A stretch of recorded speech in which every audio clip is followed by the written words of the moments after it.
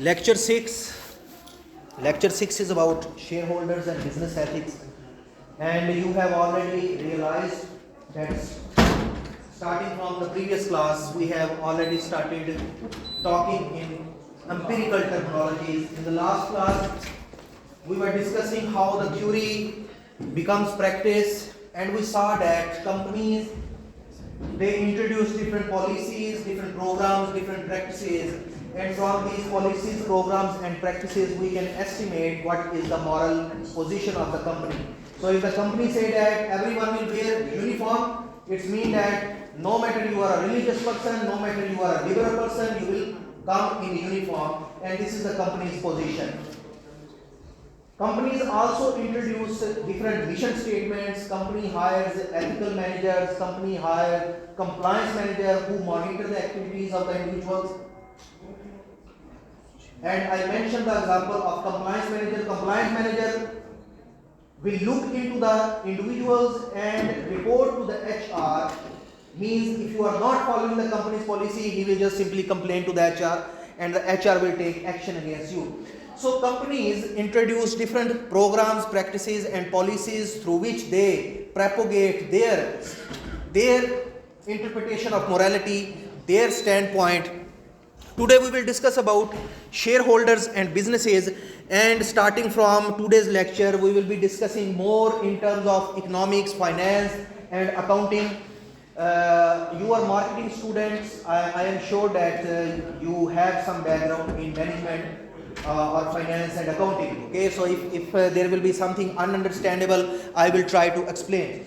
So shareholders, ladies and gentlemen, who is a shareholder? Shareholder is not that person who has bought the shares of the company in the stock exchange. So the traditional understanding of shares is that you go to the stock market, you pay certain amount of money and you buy the share. So you are doing some sort of financial investment in the company. But shareholder is not only that person who has the share of the company or who has invested in the company. A shareholder is any person who is affiliated with your company in any capacity. So we have two types of resources, ladies and gentlemen, two types of resources. We have financial resources, we have human resources. So financial resources, you can invest your money and become the part of the company, or you can contribute by your intellect. Human resources, so someone is investing in the company, so basically this person is contributing by sharing his skills, contributing by sharing his ideas, contributing by sharing his intellect. So all those people who are affiliated with the company in any capacity, they are the shareholder of the company, no matter you have bought the shares or no matter you are just affiliated with the company in any capacity. So these shareholders, they have different rights and responsibilities. People in the company, they have certain rights and responsibilities towards the company and towards these people. We will also discuss about who these shareholders are, what types of shares are there, what ethical dilemmas can pop up, what is the corporate governance structure, different types of corporations, different types of directors, different types of markets, different types of economic policies, yes, and different types of ethical dilemmas with regard to these things. Okay, so ladies and gentlemen, today we are going to discuss about the nature of shareholders' relation to the corporation, which I already mentioned, that no matter you have bought the share of the company, you are affiliated with the company in any capacity, you are the shareholder of the company. And analyze the rights and duties of the shareholder. I have invested in the company, what are my rights and responsibilities? So most of the people, they invest in the company just because they want to make the money. Nowadays, an emerging phenomena, you already know about this, Islamic finance. Islamic finance.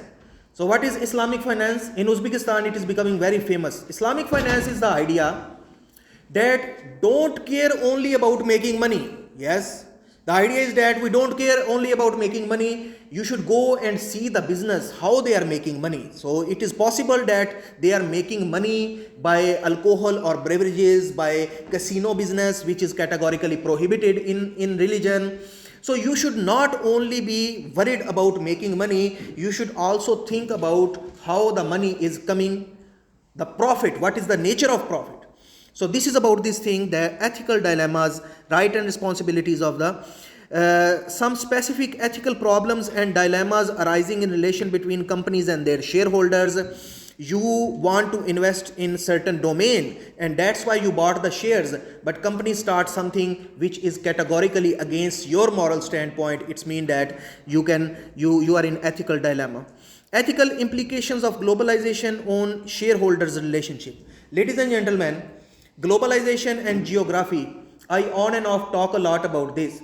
If you come to my country in Pakistan and you say to someone like my father that I am going to invest $100,000 in share market, he will say, oh, astaghfirullah, haram, it is like casino, no one ever made money from the shares. Yes, because we think that share market is not understandable, it is fluctuating, it is like gambling, you can ruin your money, and people will say that don't invest in the share market. Yes, it is my geographical understanding in my background. If you go to UK and USA and you will find youngsters in colleges and universities, they save money, $100, they invest this money into the share market because they know how the market works, and they know that after 10 years when the company will be mature enough, I will get this money back, and this will be the time when I will need to make my home, when I will need to send my kids to the school. So geographically we have different understanding of shares. Yes, the notion of shareholders democracy and accountability of corporations to their shareholders and other stakeholders. Very interesting phenomena is mentioned here, shareholder democracy. And what is not mentioned here, I will talk about it. You might have heard in your introduction to marketing, you might have heard about dollar voting, the phenomena of dollar voting. Did you hear about this? So dollar voting we all know what is voting. Voting is selection by showing your choice. This is voting. By voting you can select, means elect and reject. The idea of dollar voting is that in the market, customers do dollar voting, means customer promote one product or brand by buying this. So you buy the product, means you are doing dollar voting.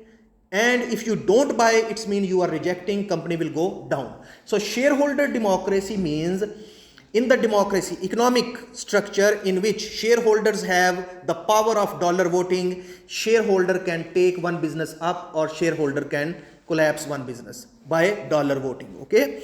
So ladies and gentlemen, the difference in shareholders' roles and corporate governance in various parts of the world.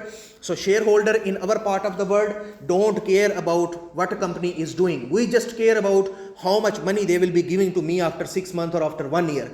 But on the other side, for example, I talked about India last time, that in India by law, you must invest 2% of your net profit into some sort of social projects. And you will see Indian companies, they open school, colleges, university, hospital, funding to the sports and so on.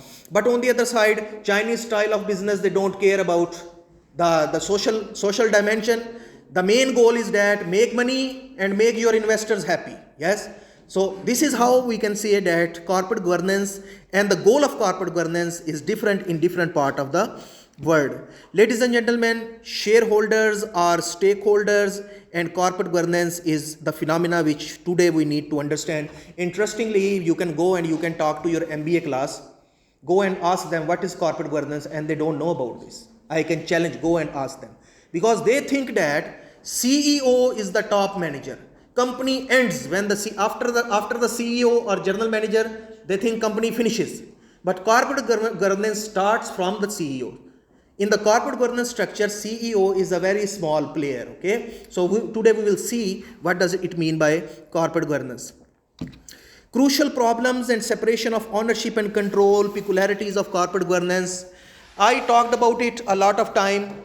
Ownership and control in less philosophical terminologies.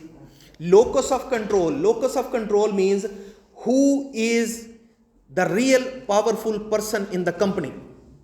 Locus of control, who has saturation of power in their hand.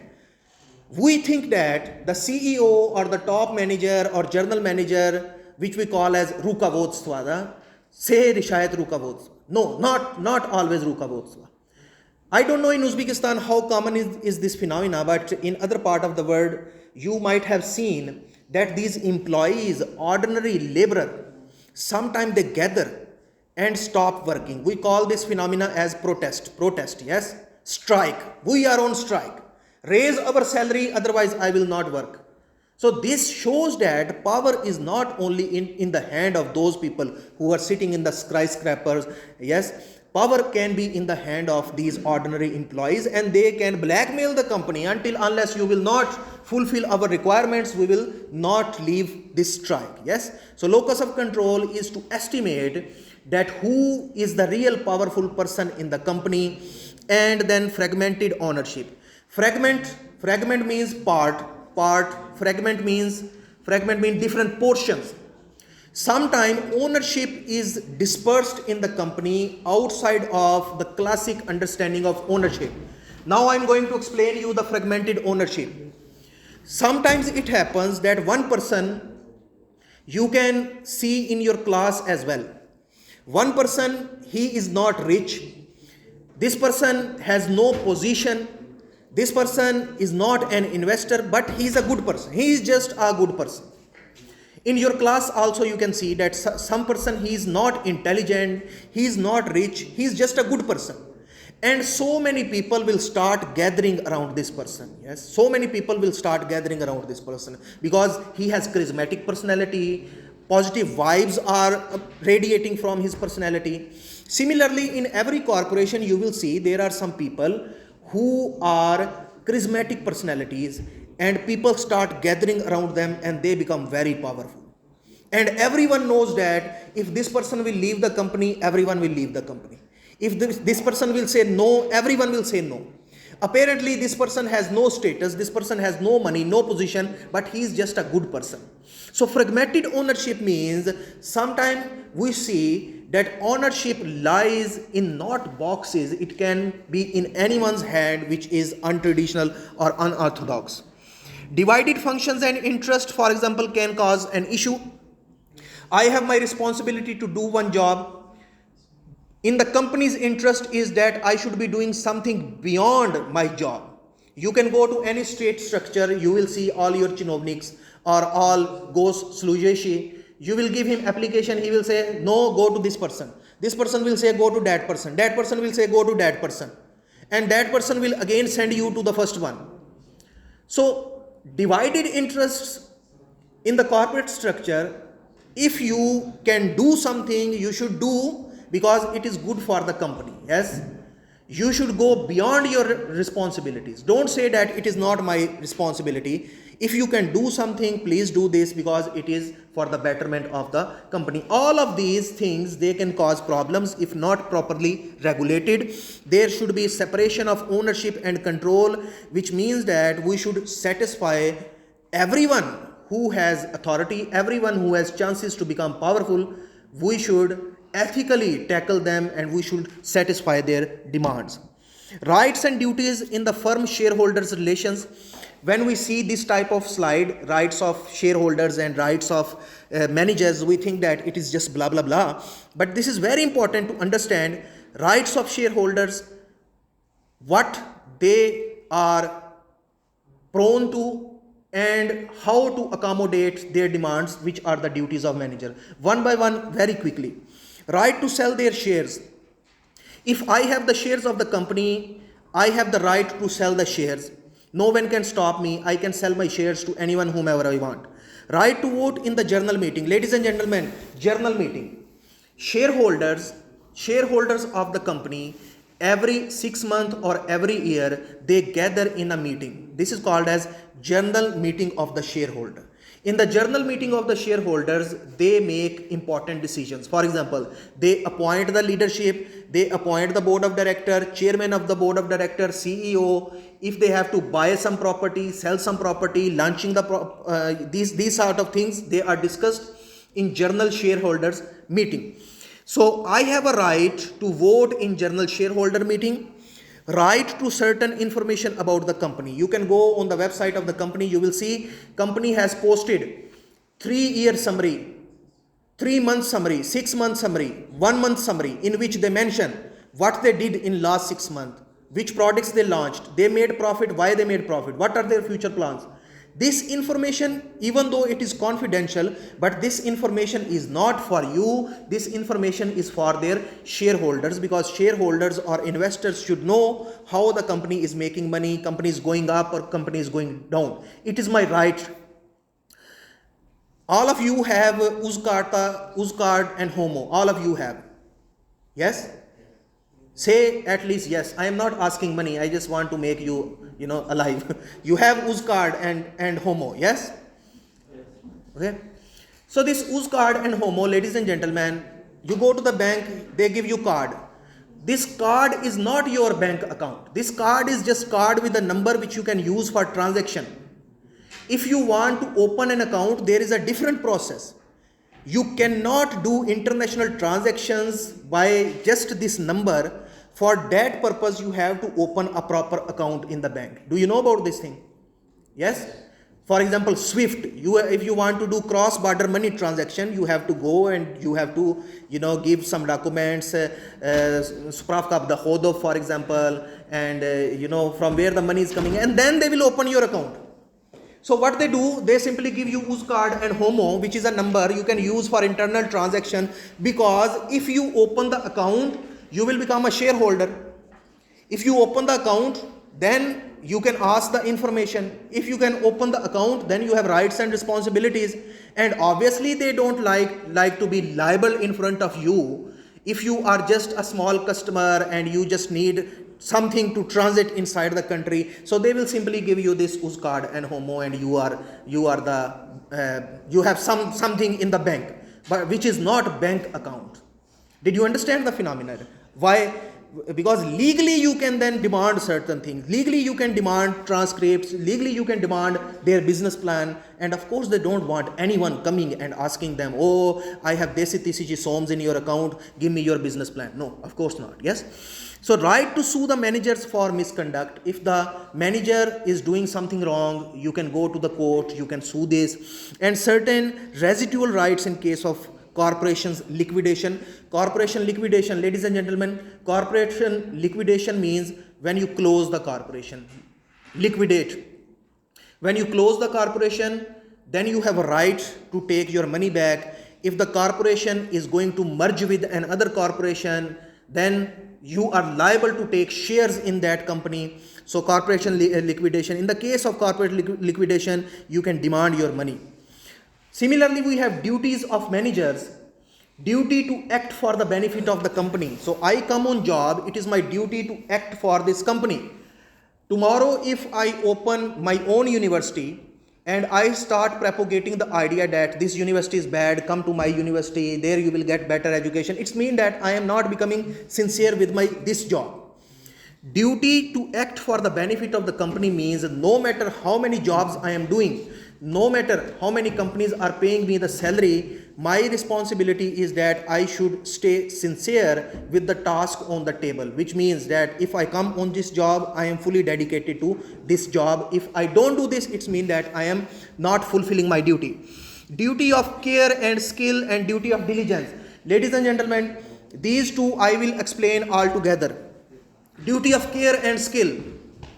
If you go to the polyclinic, in the state polyclinic, and the doctor who is treating you in the state polyclinic, he will treat you as you are a cockroach. Cockroach, yes, just throw him away. And if you go to the same person in his private clinic, he will treat you as a god, as his papa, yes, because now you are paying him money. Now he is making money from you, yes. So skills and care is intrinsically installed in his personality, but he will not provide this care and skill when you go to the state hospital, but he will provide you care and skill when you will go to the private setting. Yes, it's mean that he is not fulfilling his duty. It's mean that he is not doing ethical task which is assigned to him. It is not a paper. It is not the money. It is care and skill which already is in his mind. Yes, he cannot say that in the state hospital I don't have care and skill. Care and skill is inside his personality. He can do this, but he will not do, because he wants you to come to his private setting. Okay. And duty of diligence. Due diligence means risk management. Be careful. One task to another task, there is a transactional period. Be careful about this. Again, let's take an example of doctor. I told you that I have a degree in medicine as well. So, if God forbid you go to the doctor for operation in the state hospital, or you can experience that your someone close one is undergoing an operation, what will happen? There are couple of doctors, for example anesthesia. The person who gives anesthesia, he will just give anesthesia. He will come, give anesthesia, patient is sleeping, he will leave. After 45 minutes, the surgeon will come, he will open, he will see what's there, he will treat and leave him like this. Because stitching, closing is not his task, closing is the task of the other junior doctor, yes. So this junior doctor will close. So duty of diligence expect that if I am transacting from one task to another task, I should be responsible, I should do risk management. This person does anesthesia and leaves because he has to do so many anesthesia. Patient live or die, he doesn't care. And tomorrow you cannot say him that because of you the person died. He will say, my task is to do anesthesia, I gave anesthesia, person died. Yes. So duty of diligence means during the transaction, be careful, risk management. Yes. Go beyond your responsibility because otherwise company will be suffering. So if in the company you can do something for the company, please go ahead and do something because it is your fiduciary duty as a manager. Ladies and gentlemen, this is the typical corporation structure. Three types of people are very important in the corporation. Directors, these are the board of directors. Officers means who does day-to-day work in the company. Who are the officers? CEO, CFO, CLO, CTO, marketing manager, lawyer, human resource manager. Every day they come to the job. These are the officers. And then the shareholders, okay. So this is the typical corporation structure. Three main groups of people we can see in it. Corporate governance. Ladies and gentlemen, what is corporate governance? And I told you, you can go and ask your MBA class, they don't know about corporate governance. Okay. So this is the definition of corporate governance in the book which is mentioned. Let me read it for you. Corporate governance describes the process by which shareholders seek to ensure that their corporation is run according to their intention. So it is the process by which shareholders want to see or supervise the corporation, that this corporation is doing as per their expectations or not. It includes process of goal definition, supervision, control and sanctioning. Sanctioning means hiring and firing, stopping of certain activities. Goal definition means if one company, you invested in this company because it follow the Islamic finance and tomorrow they want to buy some beverage company or they want to invest in the casino, you can go and say that I am the shareholder and I will define, so I invested in the company because you follow the Islamic finance and today you are going to invest in something which is prohibited, so don't do this, okay. In the narrow sense, it includes shareholders and the management of a corporation as the main actor. In a broader sense, it includes all actors who contribute to the achievement of the stakeholder goals inside and outside of the corporation. Very comprehensive, very interesting definition of corporate governance. And I know that you will not read it again, and I know that you are not reading the book. That's why I included a simple definition also. So the simple definition of corporate governance is that it is the system by which companies are directed and controlled. This definition is mentioned in the Corporate Governance Code of UK. Okay. So the process, the system by which companies are directed and controlled, it is called as corporate governance. Direction and control. Ladies and gentlemen, now focus. It is not about management. It is not about management. Management is day-to-day managing of the business. It is about direction and control. So CEO is responsible for management, and above the CEO there are senior employees like board of directors, supervisory board, some shareholders, top leadership. They are responsible for direction and control, means they direct the business. CEO just manage the business, okay. So if someone asks you what is corporate governance, you will say corporate governance is the system by which companies are directed and controlled, not managed, because management is not corporate governance. Okay, ladies and gentlemen, what is the board of director? Board of director is a structure which communicate between investors and management. So they decrease the communication gap between investors and management of the company. Board is an intermediary. Board is a bridge which connect the investors and the management. So they inform to the investors that we are looking into the management is working very well, you will get your money. So board of director is responsible for decreasing the gap between management and investors. How we appoint board of directors? Board of director is appointed by shareholders. How they do this? In annual shareholder meeting, in annual general shareholder meeting, all the shareholders gather and they vote for board of directors. They select the members of board of directors, they appoint the chairman of the board of directors, sometimes they appoint CEO of the company. Okay, so shareholders appoint board of director appoint the management. Okay, shareholders appoint board of director appoint the management. Now I showed you this slide earlier in some of the lectures. Stakeholders, these stakeholders including shareholders, they appoint board of directors then appoint the manager. The purpose of appointment of board of director is the monitoring, and managers, they are controlled by the board of directors, and board of director is supervised by the shareholders. Shareholders have a right to appoint the board of director. This is the relation between them. Ladies and gentlemen, this is the unitary board structure in corporate governance.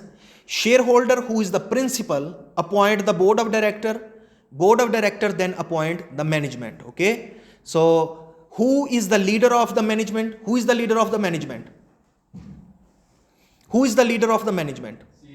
CEO. And you can see that above the CEO is board and above the board are shareholders. Usually we think that CEO is the top level employee of the company, yes, but there are people beyond CEO as well.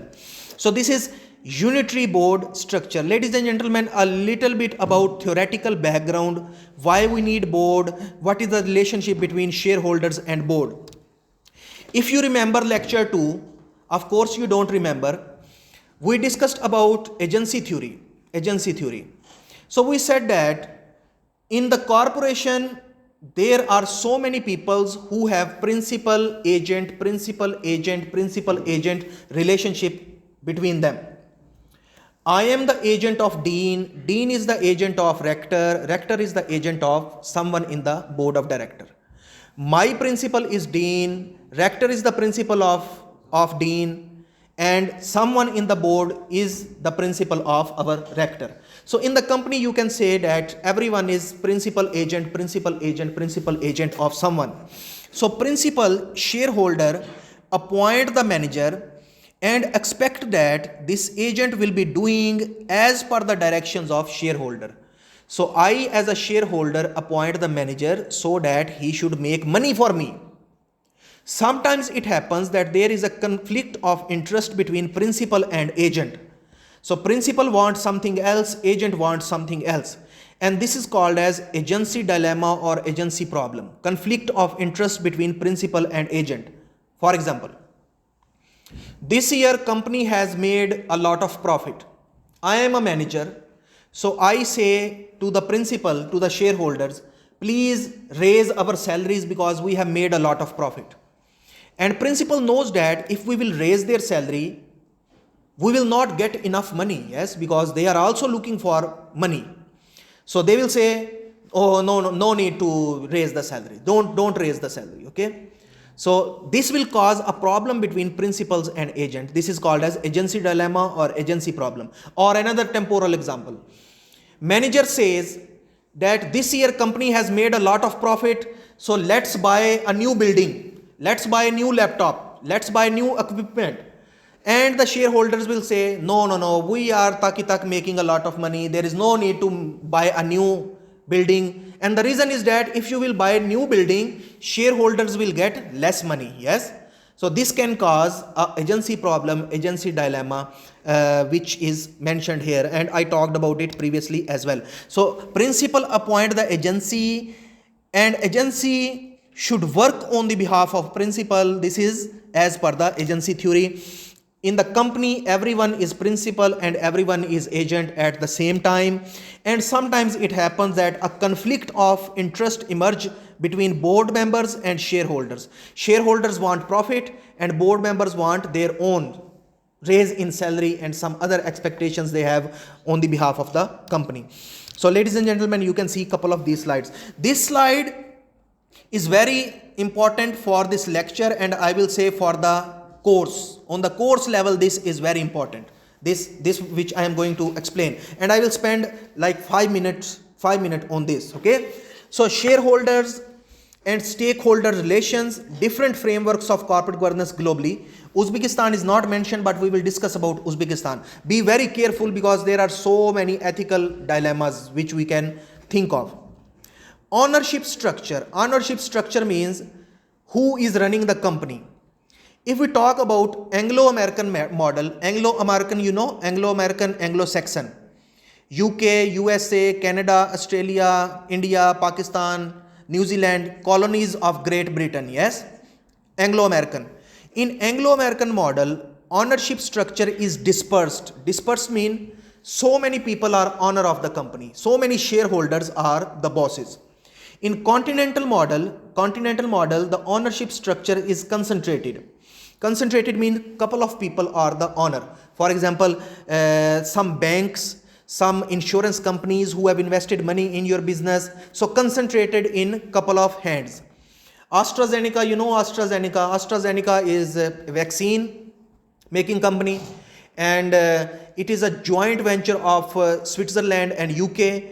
And you can see couple of companies are the owner of AstraZeneca. Or if you talk about Anglo-American model, Johnson & Johnson or Pfizer, so many shareholders, so many people are the boss. Yes. In Russia, ownership structure is concentrated either in the hand of owner managers. Do you know about oligarchy, Russian oligarch, owner managers? So you can say concentration of power in the hands of oligarchs, couple of people. You can say that these are the owners of the business. And in India, it is highly concentrated, also in couple of hands. In China, also concentrated in the hands of state-owned enterprises. So companies are owned by the government. And in Brazil also, companies are owned by the families. Now tell me, what type of ownership structure is in Uzbekistan? Is it dispersed or it is concentrated? Concentrated, because either families own the business or the state own the business. Yes. So ownership identity means if we want to identify the boss, in America or Anglo-American model, you will see individuals, pensioners, individual private investors, they are the owner of the company. In continental model, you will see bank, corporation and state. For example, In Germany, banks buy the company, the shares, they invest in the company. We call them house banks. So house banks, small banks, they invest in the companies, and sometimes company itself doesn't know that how many banks have invested in their company. Okay. In Russia, oligarchs, if we talk about ownership structure or ownership identity, we can simply say that this oligarch has this oil and gas business, this oligarch has this company. We can tell that. In India, there are different families who own the business. For example, Tata, Bajaj, Himalaya Group, Patanjali. These are some of the famous families who have the companies, who own the business. And in China, state owns the business, and in Brazil, families own the business. In Uzbekistan, either families or either state own the business. Changes in ownership. Changes in ownership means, do we often see the leadership changing? In America, it is frequent, means they often change their leadership. In Europe, it is very rare. In Russia, it is frequent. Frequent means they often change the leadership. And in India, it is extremely rare. Extremely rare means families don't change the leadership because it is family business. Of course, they don't want someone else to come and take over. And in China, it is rare but increasingly dynamic. Ladies and gentlemen, this is becoming increasingly dynamic because Communist Party of China, they have a policy. In China, all these big chinovniks and ghost slujeshi, they keep them in rotation. So he sits on the chair only for 3 years. After 3 years, they will transfer him. So they keep them in rotation. So if you will stay at one place more than 3 years, definitely you will start thinking about making money, you will make your alliances, you will start doing corruption. So they keep them in rotation. After 3 years, they change them. And in Brazil, it is also rare because it is family business. In Uzbekistan, is it frequent or rare? Is it frequent or rare that ownership of the company changes? Rarely you change the leader of Uz Auto or what else, Uzbek Airline. Yes, it is very rare, or you see. Goals of ownership. This is the last line. Yes, then next two you can do by yourself. Goal of ownership. Why we need these types of leaderships? So goal of ownership in Anglo-American system is shareholders value, which means that leadership only think about maximizing the share price, because they need to give money to so many shareholders. So many shareholders are the owner of the company, and the goal of the ownership is to increase the price of the share. In continental European model, the goal of ownership is increasing the long-term ownership, which means they are more worried about brand. So they are more worried about futuristic benefits, okay? And in Russia, their main goal is profit for owners, profit for oligarch, and long-term ownership means it should be coming. Profit should be keep going. And in India also, they care about their brand, long-term ownership. In China also long-term ownership. And in Brazil also family business, they are more worried about long-term ownership, means profit can come in future. What about Uzbekistan? What is the goal of ownership? Long-term or short-term? In Uzbekistan?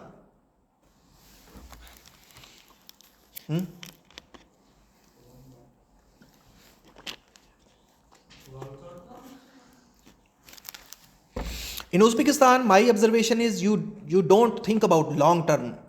You think about short term benefit. How much profit I will make? Yes. Okay, I am going to invest in your company. Tell me how much money I will get after 6 months. How much money I will get after 1 year. This type of people are there. Yes.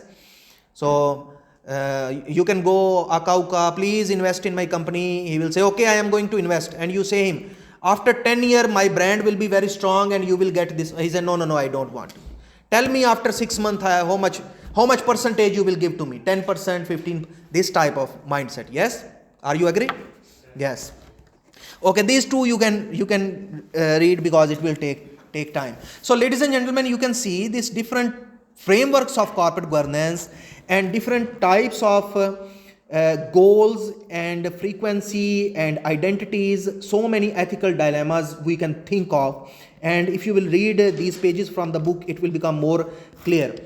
Corporate governance frameworks have considerable pressure towards convergence in governance model and considerable heterogeneity between different countries characterized as using the same system. In simple word, let me give you a sensitive example. I know it is a sensitive example, but I cannot think of any other example.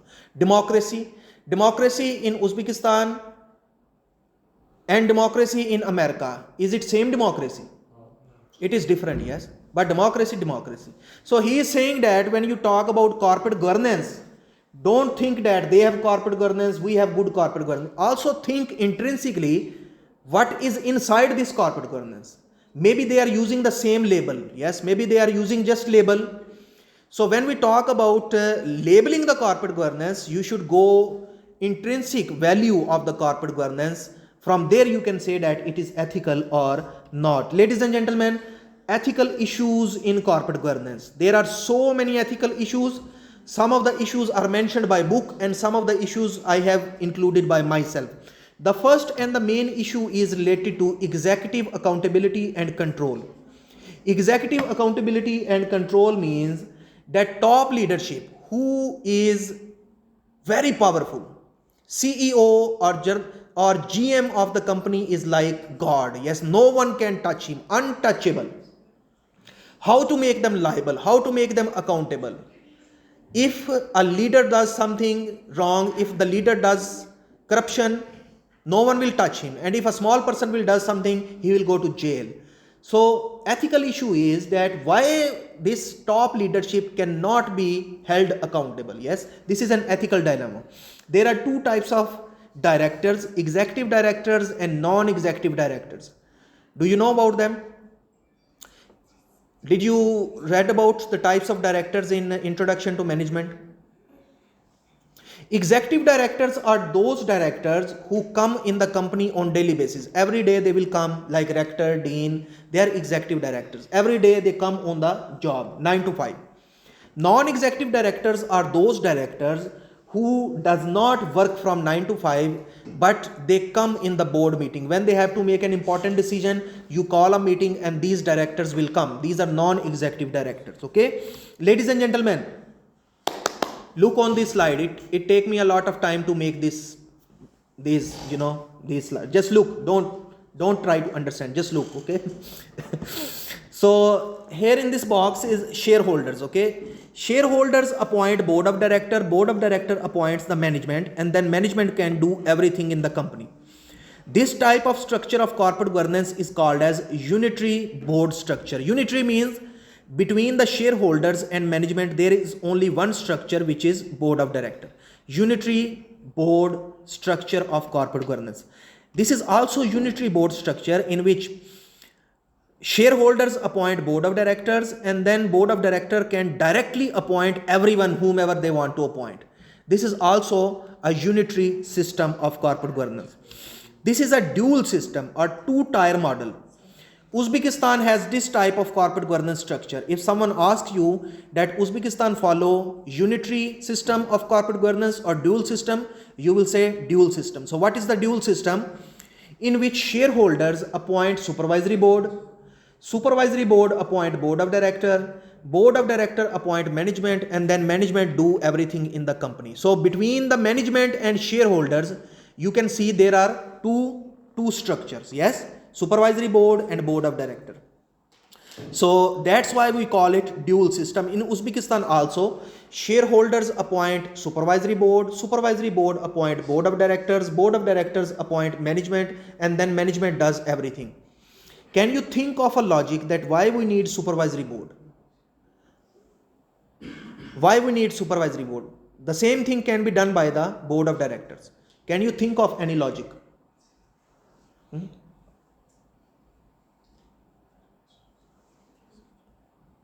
Anyone? No? So ladies and gentlemen, one logic which I can think of is that we, like Asian people or in our part of the world, we invest in the company only when we get some sort of control. Okay, so I will invest in your company only when you will give me some zdoljnas. You should give me some sort of position. Yes, otherwise I am not going to invest in your company. Yes, it is the psychology. So I will give you the money, give me some post in the company. So company cannot give post to anyone, because board of directors, they have a limited number of people. Board of directors is a specialized body. There are 5 people, 6 people, 10 people, 16 people, because they sit in the room, they do voting, they are skilled people, skilled businessmen, and their number is limited. In the supervisory board, you can include as many people as you want. You can include 40 people, 50 people, 200 people. So to satisfy the demands of the shareholders, they include everyone into the supervisory board. So give us the money, give me the money, and we will include you in Nabludatil Nisavet. And he will become Krutoid. He will say to everyone, I have invested in the company and they have made me the Chilean Nabludatil Nisaveta Nasamam Dile. It is just a symbolic thing. Yes. So they just want to satisfy him psychologically that you have a position in our company. The main thing is done by whom? The board of directors. Did you understand? two-tier and one-tier system of corporate governance. Ladies and gentlemen, you can read these couple of slides. Let's talk about executive accountability and control. So we need to make them liable for their wrongdoing, and all of these people in the corporate governance structure should monitor each other's activity, and if someone is doing something wrong, he should be held responsible. The other ethical dilemma is related to the corporate remuneration or their salary packages. To explain this, a terminology is used which is called as corporate fat cat. Corporate fat cat. Corporate fat cat means that these people who are in top leadership positions, they don't do anything, they just come, sit in the office, drink coffee, go home. Yes? And their salaries are very high. So fat cat, she doesn't do anything, she just eat and sleep. So we label them as corporate fat cat, means they don't do anything, they just come and take high salaries, which is justifiable or not. Okay. And interestingly, when you will dig deep into this phenomena, this is not something new. When the continental or after the industrial revolution, when the corporation started working, in that literature also you find these people labeling them as corporate fat cats. Now the question is, do you think that these people, executives, non-executives, who does not do anything, they come only in board meeting but they take salaries in thousands of dollars, are they fat cats or not? Yes. So they take high salary not because they have to do the physical labor. Their salary is not because they should come 9 to 5. Their salary is because of the responsibility. Their salary is because of the pressure. Their salary is because of the risk. If something will go wrong in the company, who will go in the jail? Top leadership. If something will go wrong in the company, who will be held liable? These people will be held liable. So they are not getting the salary for doing day-to-day chores of the company. They are getting salary because they are responsible. In the news agencies, in the news, in the financial news, you will see that people talk about the members of board of directors. The members of board of directors of this company are arrested. So if something will go wrong, he will go to the jail. So that's why he is getting very high salaries. Did you understand? Now, corporate governance and executive compensation about the salary. Is it ethical to take such a high salary in millions of dollars? I included this case. This is not in the book, but I like this case. That's why I have included it. Our friend Steve Jobs. Yes. So Steve Jobs, now the Macintosh and Apple, undoubtedly it is one of the top 10 companies. Apple is making a lot of money. Yes. Starting from Steve Jobs.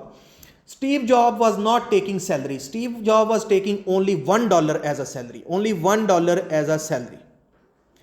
After the Steve Jobs came Tim Cook, and Tim Cook is taking millions of dollars as salary. Yes. So Steve Jobs was not taking salary. He was taking only $1 as a salary. But Steve Jobs had the shares of the Apple. Steve Jobs was more concentrated on increasing the price of the shares, increasing the value of the company. If the value of the company will go up, his share will automatically go up. He will become rich. So instead of getting salary from the company, he was more concentrated on working for the company so that share price should go up and ultimately it will bring profit to him. Did you understand? Very ethical approach. Usually we don't care about the long-term benefit or the future of the company. For example, we just care about the salary. Give me salary, you are making profit or not. But Steve Jobs had an ethical approach towards his remuneration package, that okay, don't give me salary, I will work, company will progress, and ultimately it will bring me money because I have shares. Okay. So you can see that some people are very ethical, and today we can see that Apple is making a lot of money because the start was very good and ethical. Okay. Ethical aspects of mergers and acquisition. Do you know about mergers and acquisition? Have you heard about merger and acquisition? One person should say yes, we know. Anyone knows what is merger and acquisition? Any person prostatak say yes. Okay. So merger and acquisition. Ladies and gentlemen, I don't know how to explain this in very simple words. Or merger in very non-economics terminologies, merger is mixing, yes. When small companies are not doing good, you mix them and make big company, one big company. This is merger, okay. You see small businesses are not doing good, you mix them and make big company, one company. This is merger, okay. And acquisition is from the word acquire means to get, control. Merger and acquisition means when a small company is not doing good, a big company acquire this company, a big company get control of this business.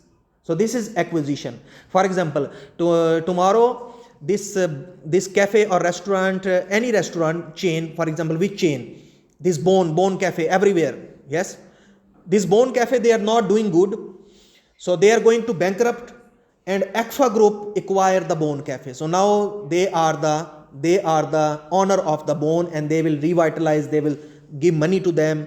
So this is acquisition. These mergers and acquisitions can cause so many ethical dilemmas for the people involved, and a couple of things are mentioned here. I have isolated some definitions to explain you. One phenomena is called as golden parachute, okay. What does it mean by golden parachute? Golden parachute means when the merger and acquisition happens, or in very simple understanding, when the new leadership will come, they will increase your salary, they will give you bonus, because they want to give an impression we are good people, yes. When the leadership change, they increase your salary, they give you bonuses. When a big company will acquire your small company, definitely your salary will go up. Did you understand? This is the golden parachute, that sometime this manager deliberately cause a situation that a big company should acquire this company, because the big company will acquire this company and his salary will go up. This is unethical, yes. Because I am working in the company, I should work for the company. I should not think that some big company should take my company and increase the salary. Did you understand? This is the phenomenon of golden parachute. Hostile takeover. You listen the news on any economic media, on and off they talk about hostile takeover. Hostile takeover is the same as our friend Elon Musk did. Hostile takeover is that you start buying the shares of the company. Slowly, you become the majority shareholders. Now you have the power. So you are the majority shareholders. Now you can change the management. This is called as hostile takeover of the company. You bought the share and then you change the management. This is hostility. Aggressively you changed everything, because slowly you bought the share. And finally, Greenmail or blackmail. You know blackmailing, Shantajirawat. Yes. Similarly, there is Greenmail. So Greenmail is the phenomena that one person buy the share of the company, he becomes the majority shareholder, and then he say to the company that buy your share back on a high price, otherwise I am going to change the management. So I bought the share of the company and now I threat to the management. I say them, buy your share back and give me the more money for your share, otherwise I am going to change everyone. This is a type of blackmailing, yes. This is called as greenmailing. So people make money out of this. Ladies and gentlemen, there are other ethical phenomena, ethical risks related to corporate governance. For example, role of financial market and inside trading. A little bit about inside trading. Inside trading means that I am working in the company and also I have the shares of the company. You are working in the company and you have the shares of the company. So when I am working in the company, I know that when the company is making profit, when the company is going to decline. So when the company is going to decline, I will sell my shares, and when the profit is expected, I will buy the share, because I am working in the company, I have inside information, which is also unethical, yes, also unethical.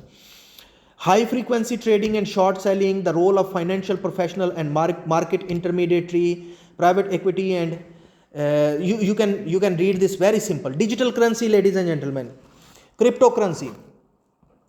So book says that at present there are some benefits of cryptocurrency. It is ethical or not, it is good or bad, halal or haram, right or wrong. It is too early to decide. But there are some benefits of cryptocurrency, that it is affordable, it is secure, it is inclusive. It is good or bad. Is there any ethical dilemma attached to it? Time will decide. Yes, this is the position regarding cryptocurrency. Libra is the cryptocurrency of the Facebook. I discussed about it in the last lecture. That's why I have included this slide. Here is a YouTube video and here is New York Times report. If you are interested, you can read it in your free time. So Libra is the cryptocurrency of the Mark Zuckerberg. Shareholders and globalization, ladies and gentlemen. You might have heard about global financial markets, global financial crisis, for example, stock market collapse. Yes, these sort of things we hear in news. No? You are laughing. So global financial market is the sum total of all sort of money which is circulating in our economy, virtually and physically. So stock market going up, stock market going down. Yes. So all of these things, they are related to global financial market. Companies can manipulate it, people can manipulate it. How we can reform the corporate governance structure? We can reform the corporate governance structure by introducing laws related to corporate governance. For example, UK has Cadbury law, Cadbury Act. Our American friends have this Sarbanes-Oxley Act. Uzbekistan, our Ministry of Finance right now is working on development of corporate governance law in Uzbekistan. Now, I don't know, in 3 months or 1 year, Uzbekistan will also have a separate law, separate from business law. We will have a separate corporate governance law in Uzbekistan. Islamic finance, ladies and gentlemen, even though the writers are English people, Christians, I suppose, or even though they are from Oxford, but interestingly, they said positive things about corporate Islamic finance. Yes, they wrote positive things about Islamic finance because ethically speaking, it is the perfect manifestation of divine command theory into practice. So they are saying that people are categorically clear about their financial decisions. They will not invest in a business if business is against Islam. Yes. So they say that from this dimension, we can see theory coming into practice. Okay. Shareholders as citizens of corporations. Ladies and gentlemen, in the beginning, I talked about shareholder democracy. What is the shareholder democracy? That shareholders, they choose which business to promote and which business to close. And I told you about the phenomena of dollar voting. Consumers or the customer, by buying the product, promote the one business. And if they stop buying, it means they are voting against and business will be closed. Similarly, in shareholder democracy, like other democracy, we have phenomena of shareholder activism, which means certain shareholders become active and try to pressurize the company so that they should follow their demands. And ethical investment is the phenomena very close to the, you can say, like Islamic finance, that ethical investment is don't worry only about the money or the profit. Also invest in the good business. Think about the business, how this business is making money. Yes. Before investment, think about your investment, in which business you are making. And there are negative criteria and positive criteria as mentioned. Negative criteria, people usually don't invest in these things. For example, alcohol business, animal rights violation, if there are child labor, people are not paying enough salaries, genetic engineering, biotechnology. Some religious people say that genetic engineering is interfering in the work of the God, so they don't invest. Poor employment practices, pornography, tobacco, weapons. People don't like to invest in these businesses. On the other side, people like to invest in environmental friendly, green technology, public transport, and these types of businesses they like to invest. Ladies and gentlemen, shareholders, if they want, they can make business sustainable because they have power. Okay, so couple of examples are mentioned here. You will read them in your free time. I am going to take you to my own examples. Shareholders can control the corporate violence. Corporate violence. What is corporate violence? There are so many types of corporate violence. One type is violence against workers. If the company is not paying enough salary, if the company is giving less salary to the female as compared to the male employees, if company is not hiring the female, if company is doing child slavery, if the company is not worried about your health, if company is not giving you health insurance, so we can say that it is violence against the workers. Okay, now one example, ladies and gentlemen, look into these two pictures. From I am going to give you the geographical standard and preferences. Yes, look into this first picture. You can see that there is a baby in Africa doing a very labor intense job. Yes, very labor intense job. And when we will see on this picture, we will think that it is corporate violence, of course. Yes, because it is very sensitive issue. On the other side, here you can see people are protesting that McDonald's should raise their per hour salary, per hour wages from $8 to $10. For them, it is corporate violence. If McDonald's is not giving them $10 instead of $8, they think, oh, I am going to die, how I am going to survive. Because for them, it is very serious thing. But for us, $8, $10, we don't think that it is corporate violence. Did you understand? Different regions have their different standards and preferences in terms of sensitivity. Yes, they are more sensitive to these small things, but for us it is not a big thing. Yes, for us big thing is this thing. Now, violence against consumers, and here you can see I have included this picture. Sometimes companies by design, by manufacturing, by design make certain products which we can label as violence against consumers. For example, in your homes you may have so many chargers, so many hands-free, so many cables, and the reason is that companies deliberately make these products so that you should buy them again and again. Just imagine if they give me a charger and I can use this charger for 3 years, company will close. Yes, so by default, by design, they make these products so that you should buy them again and again. These chargers, these hand-free, I don't know what else. You can see so many things like this. Yes, by default they make it. Or a famous scandal you might have seen a couple of years ago, Apple. Someone said that Apple deliberately slowed down the speed of the mobile phone so that you buy the next generation of iPhone. Yes, did you know about this scandal? So by default, by deliberately they slow down the speed of your Apple phone so that you can buy the next Apple phone. Okay, so this is violence against customer. Ladies and gentlemen, a couple of more examples, then you are free to go. Corporate pollution, on and off, I talk a lot about it, that if the company is dumping garbage into the river, does not care about the biological carbon footprint, it means that it is corporate violence. 1-2 example, then you are free to go. This example I have included because you are marketing people, and here you can see in this picture, it is from India. It is from India. What these ladies are doing, these ladies are sacrificing their hairs. They are sacrificing their hair into the temple, to the god. So sacrifice, we also do sacrifice, like we slaughter the animals. Yes, and many people say that if I will get a good job, I will do kurbani, and I will distribute the meat to the poor people. These sort of things, every religion has this. In this example, you can see that these ladies are sacrificing their hair, donating these, I don't know, not donating, but they are presenting the hair to the god. Now these hairs, after sorting out, end up in the markets of France and Italy, where they make hair extensions and wigs out of this. Did you understand? So I am not, it is very sensitive topic, just one line and then I will move on.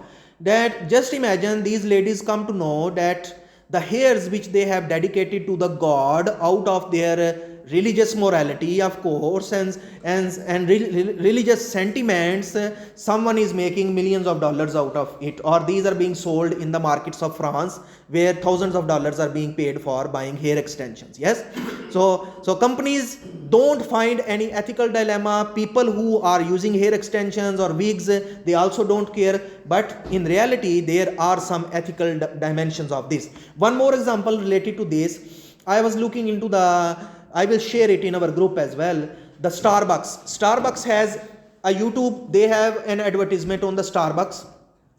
They say that we are conscious that our coffee is ethically acquired, which means when we buy the coffee, we take care that no one has suffered any corporate violence in the process of acquiring this coffee. Okay, so I think that's clear my point of corporate violence.